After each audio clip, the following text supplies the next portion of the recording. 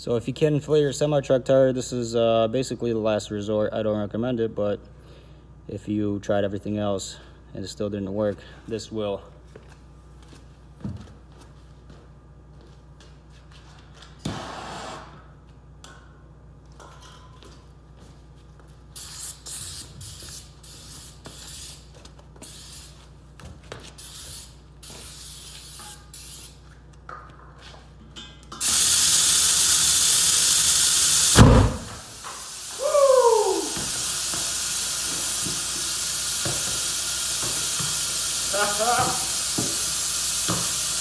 There we go.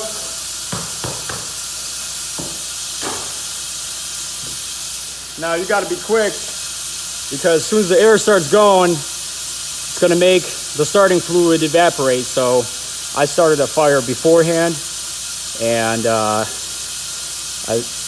that way I was able to quickly toss it. Otherwise, once that air starts going, it'll evaporate too fast and you got to try again.